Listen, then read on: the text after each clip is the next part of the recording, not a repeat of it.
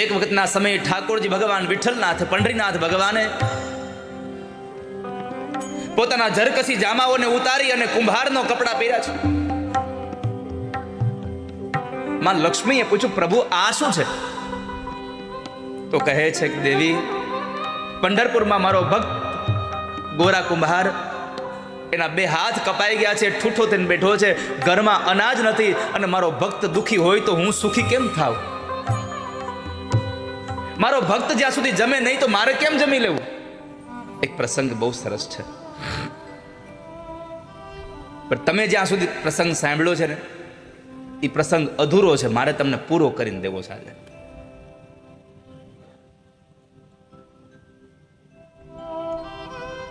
તમને બધાને આછી ખબર છે,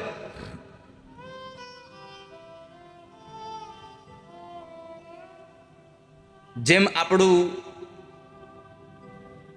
મથુરા, ગોકુળ અને એમાં જે વ્રજ છે ને, એમ દક્ષિણનું વ્રજ એટલે પંઢરપુર. ભગવાનના નામનો કેટલો મહિમા છે એની કથા તમને સત્ય ઘટનાનો પ્રસંગ કહું.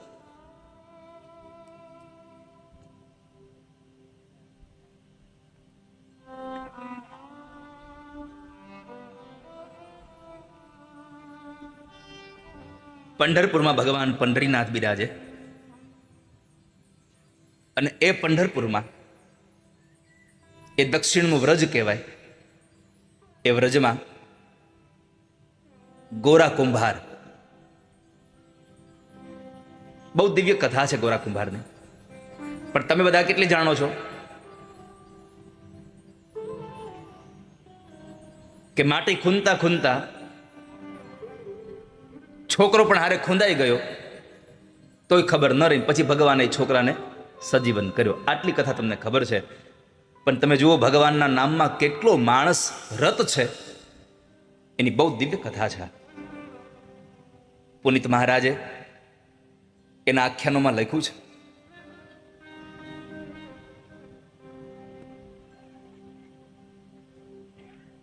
જાતે પ્રજાપતિ પિતા હતા, પોતે પ્રજાપતિ હતા, પોતાના બાપ દાદાનો ધંધો કરે,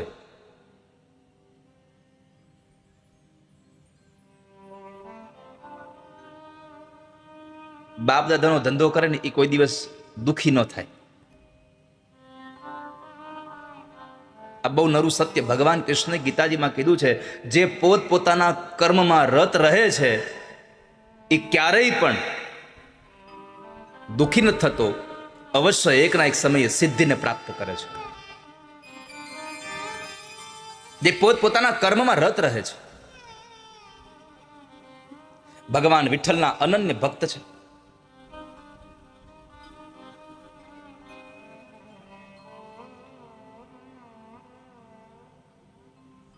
પોતાનું કર્મ કરતા કરતા ભગવાનનું ચિંતન કરતા રહે છે.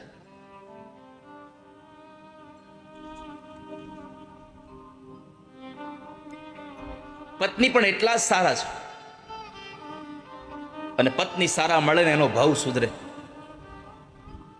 બાકી તો કોઈ કે લખ્યું છે, જેની દાળ બગડે એનો દિવસ બગડે, જેનું અથાણું બગડે એનું વરસ બગડે, જેની પત્ની બગડે એનો ભાવ બગડે આખું.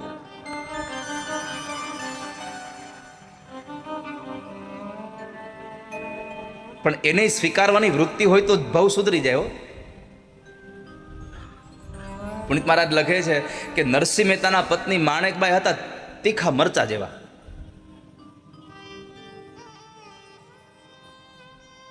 વાત વાતમાં વઢ્યા કરે ને. તુકારામજીના પત્ની હતા તીખા મરચા જેવા. કોઈ કે આવીને પૂછું તુકારામજી ઘરે છે તો પત્ની કીધું તુકો ગયો કથા કરવા. કોઈ કે આવીને કીધું સાંભળ્યું આ તો તુકારામને કથામાં એક શેરડીનો આખો ભારો મળ્યો છે. હે ઓહ બહુ સારું લ્યો ખાસું. અમે ઘરે આવ્યા તો એક રાડું લઈને આવ્યા. તુકારામજી બધાને દેતા આવ્યા વચમાં. કોઈ કે આવીને કીધું તું આખો ભારો આપ્યો છે. અને એટલો ક્રોધ આવ્યો પત્નીને, એ હાથમાંથી રાડું લઈ અને વાહમાં બે વળગાડી. એ શેરડીના હાટાના બે ટુકડા થયા. તો તુકારામે કીધું વાહ ભગવાન વાહ, આ મને ન આવડ્યું, આ મારા પત્નીએ કર્યું, અમે બે એક એક હાટો લઈ લેવું લ્યો. આવી જેની સહજતા છે, મારો કહેવાનો વાત ભાલા ભક્તજનો, અક્રોધ જેને સાધુતા છે, જેને બધી જ વસ્તુ સ્વીકારવાની વૃત્તિ છે, એના સંસારમાં દુઃખી કોણ કરે કયો લો? દુઃખી તો એટલા જ છે કે જેને સ્વીકારવું નથી ને એ દુઃખી થયા છે. જેને સ્વીકારી જ લેવું છે એ દુઃખી નથી ક્યારેય.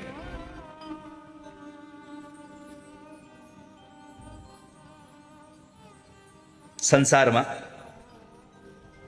પોતાના પત્ની સાથે પોતાનું જીવન ચલાવે, એકદમ સરસ રીતે પોતાનું જીવન ચાલે છે, અને ગાડાના બે પૈડા સરખા હોય ને તો જ બળદગાડું હરખું હાલે. નાના મોટું ટાયર હોય તો એ ચાલે નહીં.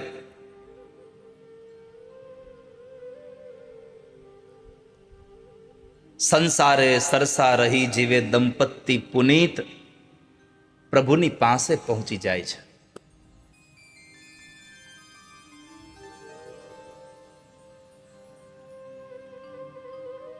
ભગવાનની કૃપાથી એક સંતાન થયું છે બંનેના દાંપત્ય જીવનમાં. પણ પોતાના કામમાં રત એવા ગોરા કુંભાર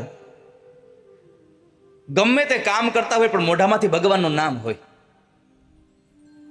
અને વાત સાચી છે, કામ કરતા હોય ત્યારે મોઢાને બીજું ક્યાં કામ છે? કે સંજવારી કાઢો, તમે કચરો કાઢો ઘરમાંથી, ત્યારે મોઢાને શું લેવા દેવા છે? તો ત્યાંથી ભગવાનનું નામ લો ને.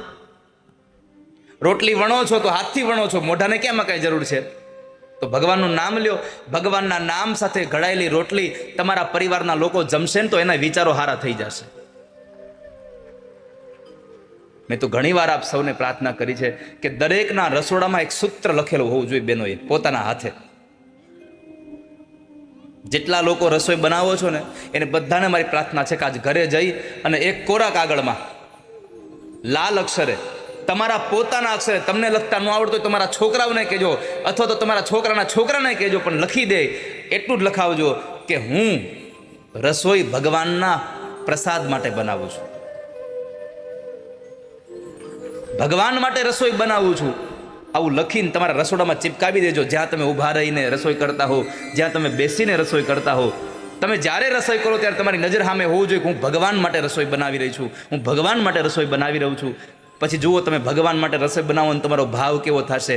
એ ભાવથી બનેલી રસોઈ એટલી મીઠી થઈ જશે, કારણ કે ભગવાન માટે છે.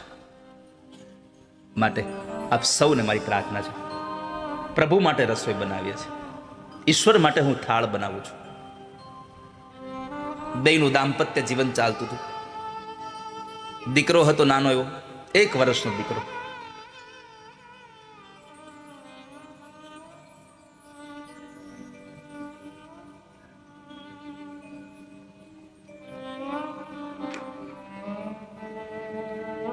ગોરા કુંભારના પત્નીને પાણી ભરવા જવું છે. અને જ્યારે પાણી ભરવા જાય ત્યારે પોતાના પતિ બરાબર માટી ખૂંદે છે. વૃક્ષની ડાળ સાથે બાંધેલી એક દોરીને પકડી અને એક પછી એક પગ પછાડતા જાય અને ભગવાનના નામની ધૂન ચાલતી જાય.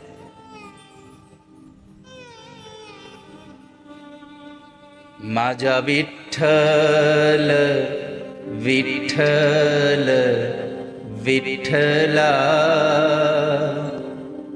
માજા વિઠ્ઠલ પાંડુરંગા, માજા વિઠ્ઠલ વિઠ્ઠલ વિઠ્ઠલા, માજા વિઠ્ઠલ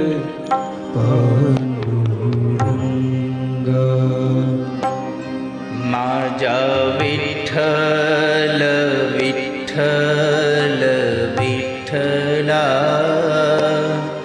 માજા વિઠ્ઠલ પાંડુરંગા, માજા વિઠ્ઠલ વિઠ્ઠલ વિઠ્ઠલા, માજા વિઠ્ઠલ પાંડુરંગા, માજા વિઠ્ઠલ પાંડુરંગા.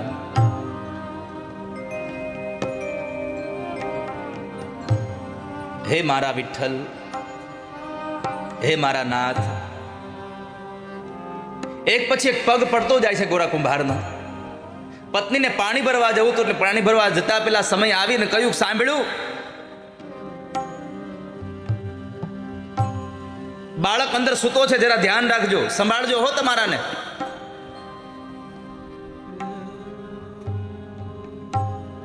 આને તો સુરતા ભગવાન હારે લાગી ગઈ હતી.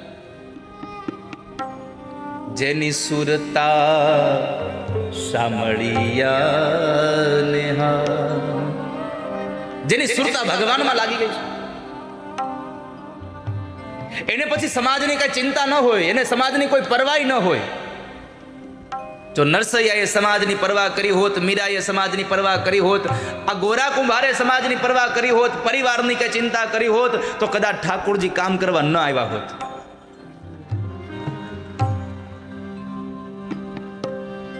માજા વિઠ્ઠલ વિઠ્ઠલ વિઠ્ઠલા, માજા વિઠ્ઠલ પાંડુરંગા, માજા વિઠ્ઠલ વિઠ્ઠલ વિઠ્ઠલા, માજા વિઠ્ઠલ પાંડુરંગા. પત્ની કઈ નીકળી ગયા, પણ પોતાનું ધૂનમાં ધ્યાન હતું એટલે ખાલી કીધું, એ હારું સારું કહીને સુરતા સાંધી, જાલી રસ્સી ઊંચે બાંધી. સુરતા લાગી ગઈ ભગવાનમાં, અને પછી ઊંડી સમાધિ લાગી ગઈ. આંખો બંધ છે, પોતાના કામ માટે પગ ચાલે છે, પણ એક વાત છે વાલા ભક્તજનો, મોઢામાંથી એક જ નામ નીકળે, વિઠ્ઠલ વિઠ્ઠલ વિઠ્ઠલ.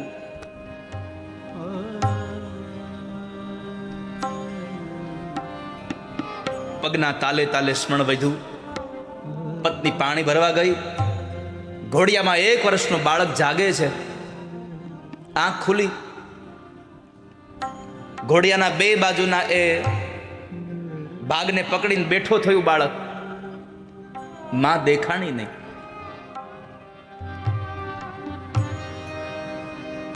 બાળક ધીમેકથી નીચે ઉતરી ગયું. ઘરમાં ચારેય બાજુ બાળક ગોતે છે.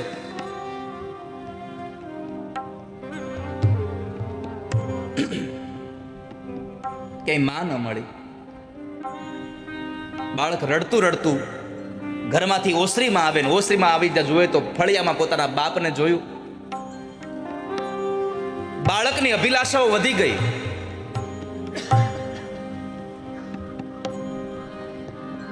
જ્યારે ગોરા ભગતને ખબર નથી કે મારો દીકરો જાગીને આવ્યો. બાપ દીકરા પાસે ન આવ્યો તો દીકરાએ બાપની પાસે જવાનો નિર્ણય કરી લીધો. આગળ વધે છે.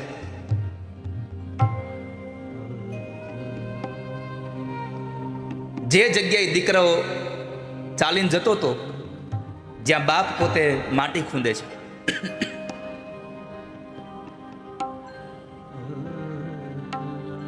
પગના તાલ સાથે એક સાથે એક પછી એક પછી એક તાલ સાથે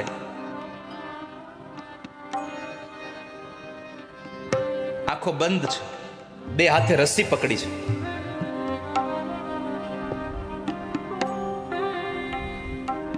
તન્મયતા સાથે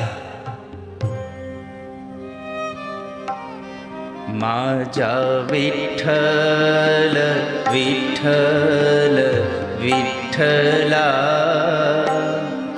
માજા વિઠ્ઠલ પાંડુરંગા, માજા વિઠ્ઠલ વિઠ્ઠલ વિઠ્ઠલા, માજા વિઠ્ઠલ પાંડુરંગા. બાળક છેક સુધી પહોંચી ગયું બાપ પાસે. બાળકની કિકિયારીઓનો અવાજ એ ભગતના કાને ન પડ્યો, કારણ કે એ તો ભગવાનમાં લીન.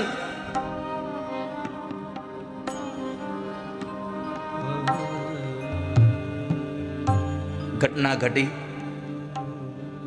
કે બાળકે ત્યાંથી ઊભું રહેવાનું બંધ કરીને બાપ જે ગારું ખૂંદે છે એમાં ગોઠણિયાભર ગયો પણ ગોરા કુંભારને ખબર ન રહી કે મારો દીકરો અહીંયા પહોંચ્યો છે.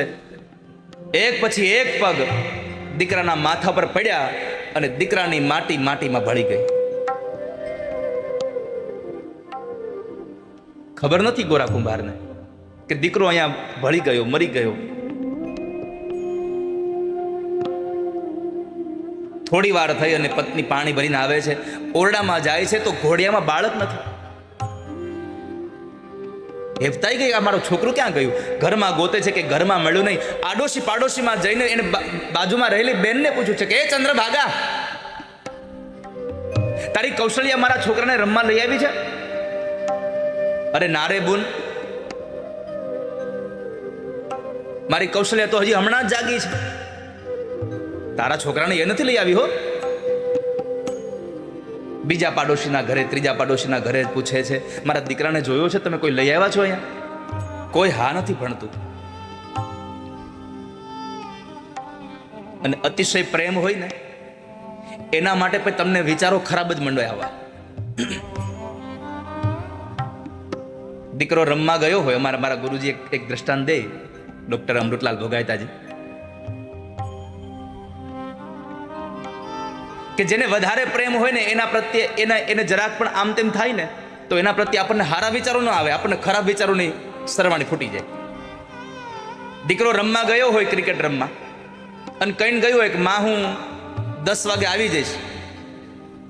એ 10 વાગે ન આવે, 10:30 ના આવે, 11 વાગે ન આવે ને એટલે માને એવા વિચાર ન આવે કે કદાચ મારો દીકરો મેચ જીત્યો હશે તો કદાચ એને ટ્રોફી મળતી હશે, એ લોકો બધા એન્જોય કરતા હશે, આવો વિચાર ન આવે. કંઈક મારા દીકરાને કંઈક થયું હશે એટલે નહીં આવ્યો હોય.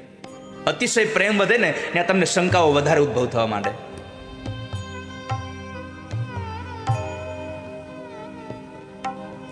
અહીંયા ગોરા કુંભારના પત્નીના મનમાં વિચાર માંડ્યા કે મારા દીકરાને કોઈક લઈ તો નહીં ગયું હોય ને.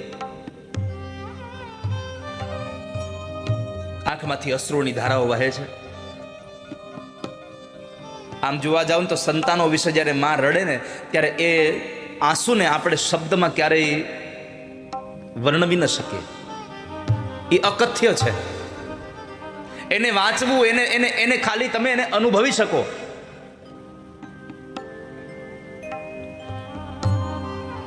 આ સંસારની બધી જ વેદનાઓ માત્ર ને માત્ર તમે અનુભવી શકો છો. વેદનાને તમે ક્યારેય વાંચી ન શકો. આપણને કોઈ ગુમડું થયું હોય ને કોઈ પૂછે કે કેમ છે તો કે દુખે છે.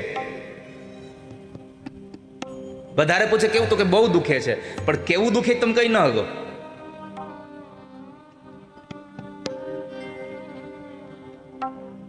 અકથ્ય વર્ણન હતું આ. ગોરા કુંભારના પત્ની રડે છે. બધાને પૂછતા પૂછતા આવી એટલીમાં એક ડોશીમાં હતા. એણે પૂછ્યું કે તું તો કે તે કોને આપીને ગઈ હતી, કોને કહેવાનું કહીને ગઈ હતી ધ્યાન રાખવાનું? તો કે હું એમને કહીને ગઈ હતી. એમનો અર્થ છે ગોરા કુંભારને. કારણ કે પહેલાના સમયમાં નામ નહોતા લેવાતા. અને હવે તુકારા સિવાય બોલાવાતું નથી.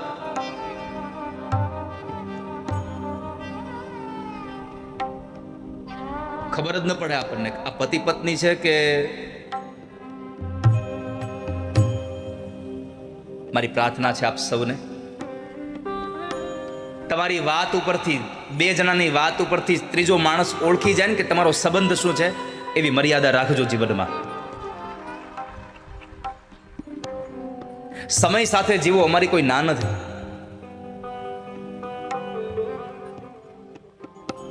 પણ ત્રીજો માણસ તમારા સંબંધને ઓળખી શકવામાં થાપ ખાઈ જાય એવી તો વાણી ન ઉચ્ચારો.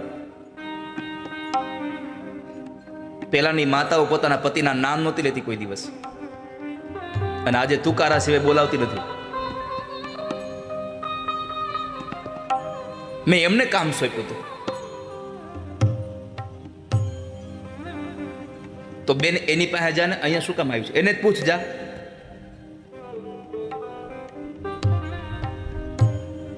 એને પૂછતું. તો ગોરા કુંભારના પત્ની કીધું અત્યારે એને ન પૂછાયો. કેમ? તો કે ભગવાનની સેવામાં છે. જુઓ, જ્યારે આવી પત્ની મળે ને ત્યારે સંસાર તમને કોઈ દી બંધન ન બને. આવી પત્ની મળે તો સંસાર બંધન જ ન બને. કબીરજી મહારાજના પત્ની હતા. કોઈએ કબીરને પૂછ્યું કે કબીર, તમે ઘરમાં રહીને ભગવાનને ભજો છો? અમે તો સાંભળ્યું છે ભગવાનને મેળવવા હોય તો તમારે જંગલમાં જવું પડે, આ પત્ની, આ સંતાનો, આ બધું ન હાલે. કબીરજીએ કહ્યું કે ભાઈ, ઘરમાં રહીને ભગવાનને ભજી શકું છું એનું મૂળ કારણ એ છે કે મારી પત્ની મને અનુકૂળ છે. હું જે કામ કરું ને એમાં કોઈ દિવસ મારી પત્ની બાધક નથી બનતી. આ ગોરા કુંભારના પત્ની કીધું કે અત્યારે ન બોલાવે હોય માં એને. કેમ? અત્યારે ભગવાનના સ્મરણમાં છે, મારે એને અત્યારે વિક્ષેપ ન કરાય. હવે તમે કલ્પના કરો, આ ગોરા કુંભારના પત્ની હતા એટલે એને કહ્યું કે મારા પતિ અત્યારે ભગવાનના નામમાં છે એટલે મારે એને ન કાંઈ પૂછાય. બીજી હોય તો મૂકો તમારું આ ભગવાનનું નામ, આ છોકરો નથી જડતો, મારે એને ન પૂછાય.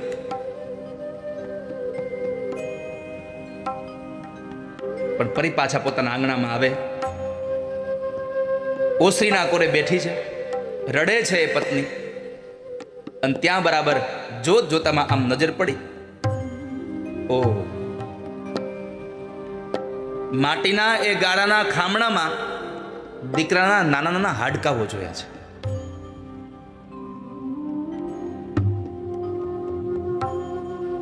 માટીના ખામણા પાસે આવે છે, પોતાના પતિ નથી ઉભા રાખ્યા. એક એક હાડકું લઈ અને ટોપલીમાં ભેગું કરે છે. ટોપલીમાં ભેગું તો કર્યું, પણ સૌથી વધારે જો એને કોઈને દોષ આપ્યો હોય ને તો ભગવાન વિઠ્ઠલનાથને આપ્યો છે. જેમ અહીંયા વડોદરામાં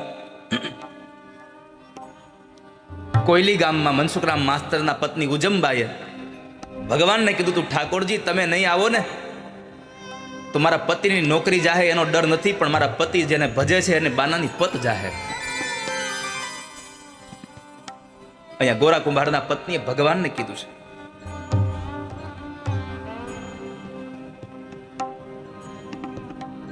કે તમે આવા નીકળ્યા, વગોવ્યું નામ તે તારું, ગુમાવ્યું બાળ મેં મારું, કરોડો સૂર્ય જેવો તું, છતાંય આજ અંધારું મારે. પતિ પાગલ બન્યો તુજમાં, બનો પાગલ તું આજ. સમજ ઓ વિઠલા, આજે બને બદનામ તું સાથે. તું કોઈનો થયો નથી, તું કોઈનો થયો નથી, અને અમને ખબર છે તું કોઈનો થવાનોય નથી. ગોરા કુંભારના પત્ની કહે છે, સાગર દયાનો તું કહાવે, ક્યાં ગઈ તે તારી દયા? કા તો દયા સુકા ગઈ અને કા પ્રભુ તું અહીંથી વયો ગયો. આંખમાં અશ્રુની ધારાઓ સાથે વિઠ્ઠલનાથ ભગવાનને ન બોલવાના શબ્દો બોલે છે.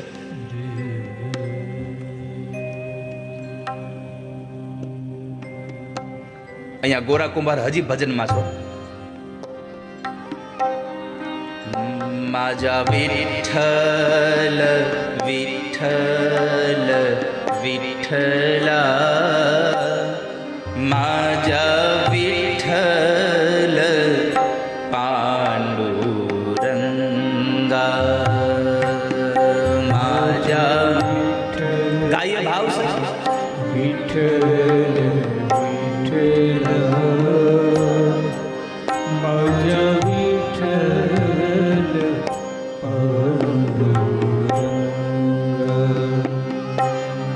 વિઠ્ઠલનો નાદ થતો રહે છે. આ બાજુ ગોરા કુંભારના પત્નીના જે શબ્દો હતા ને એનો ઘા વાગ્યો ભગવાનના હૃદયમાં, અને પરમાત્માથી સહન ન થયું. ભગવાન થયા તૈયાર, એક સાધુનું રૂપ લઈને ભગવાન આવ્યા છે. આ સંસારમાં સાધુના કપડા પહેરી લેવા બહુ સરળ છે, પણ સાધુતા નિભાવી બહુ કઠિન છે.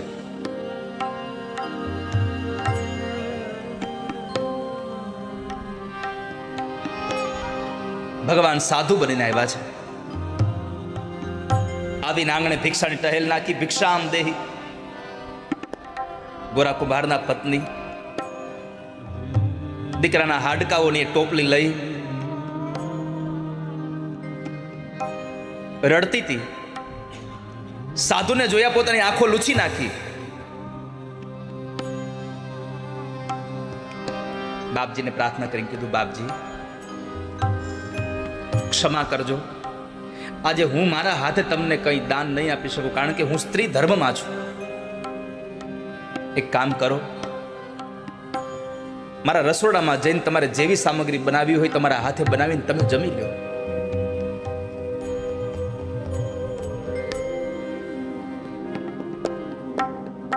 ભગવાન મનમાં વિચારે કે અહીંયા તો હું નાપાસ થયો.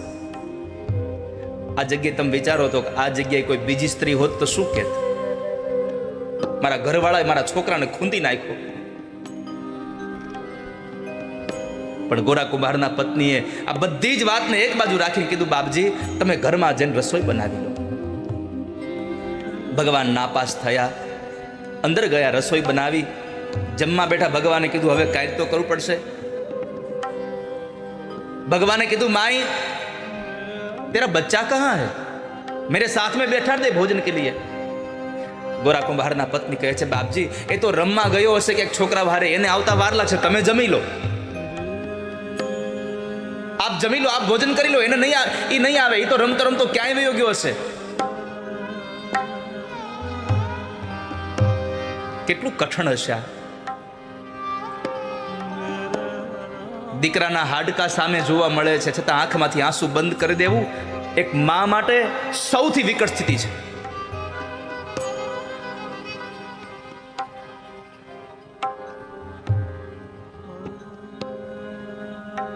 ભગવાને કીધું કે તારો બાળક નહીં આવે તો હું જમીશ નહીં. હૃદયમાં ધરબાયેલું રુદન આંખમાંથી ચોધાર અશ્રુની ધારા સાથે નીકળી ગઈ. ચોધાર અશ્રુની ધારા નીકળી.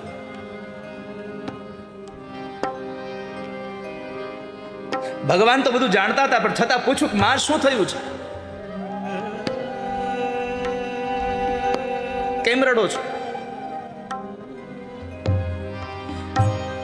ગોરા કુંભારના પત્નીને પોતાના મોઢેથી નહોતું કેવું, છતાં પણ પ્રસંગને કહેવો પડે છે. પોતાની આપવીતી બધી કઈ બતાવી. બાપજી ખબર નથી આ સંતાનને કેમ થયું, પણ મારા પતિ જે ભજન કરે છે એના પગ નીચે મારો દીકરો કચડાઈ ગયો છે, આ એના હાડકાઓ છે. આ તો સ્વયં પરમાત્મા હતા. પાણીની અંજલિ ભરી, अरे माई हमने जन्म ही इसलिए लिया है, संसार के दुखी लोगों को सुखी बनाने के लिए ही जन्म लिया है.